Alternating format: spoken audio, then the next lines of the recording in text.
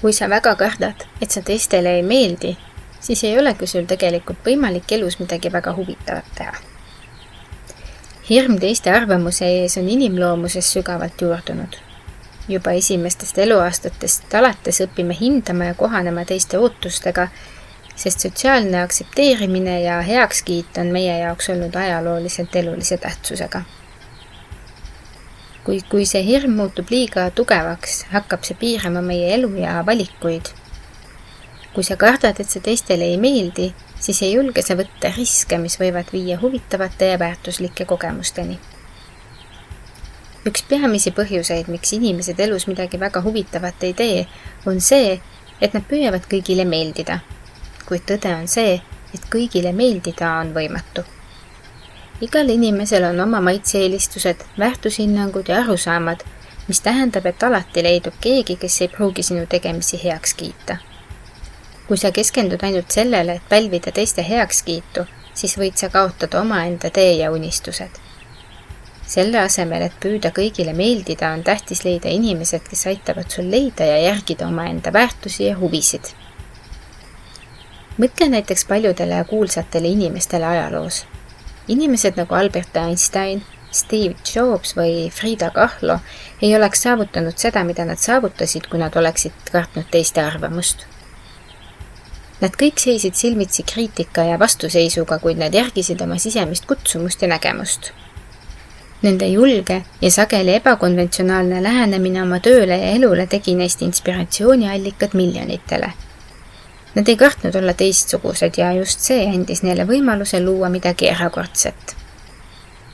Samuti on oluline mõista, et tõeliselt huvitavad ja tähendusrikkad asjad elus nõuavad sageli julgust olla haavatav ja võtta riske. Kui sa kardad ebaõnnestuda või teistele mitte meeldida, siis võib see takistada sind astumast sammu tundmatusse ja avastamast uusi võimalusi.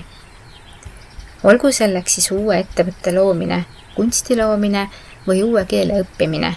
Kõik need asjad nõuavad julgust astuda mugavustsoonist välja ja teha midagi teistmoodi. Kõik suured avastused ja uuendused on tulnud just nende inimeste tegudest, kes julgesid riskida ja katsetada. Kuidas siis vabaneda sellest hirmust? Esimene samm on teadvustada, et see hirm on olemas ja aktsepteerida, et see on normaalne.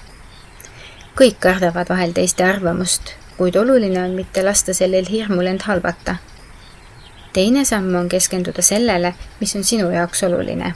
Millised on sinu unistused ja kirg? Kui sa keskendud oma eesmärkidele ja sellele, mis sind tõeliselt õnnelikuks teeb, siis muutub teiste arvamuse tähtsus väiksemaks. Oma kire ja eesmärkide järgimine annab elule tähenduse ja rahulolu, mis on palju väärtuslikum kui teiste heakskiit. Kolmandaks, harjuta enesekindlust.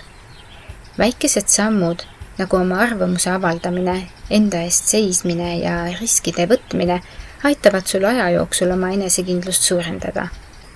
Samuti võib olla abiks toetava sõpruskonna või mentori leidmine, kes julgustab sind ja aitab sul oma hirme ületada.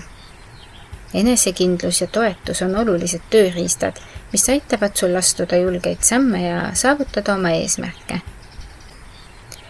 Lõppkokkuvõttes, kui sa väga kardad, et see teistele ei meeldi, siis piirad sa oma enda potentsiaali ja elurõõmu. Julgus olla sina ise ja teha seda, mis sind tõeliselt huvitab, on võtmetähtsusega täisväärtusliku ja huvitava elu elamiseks.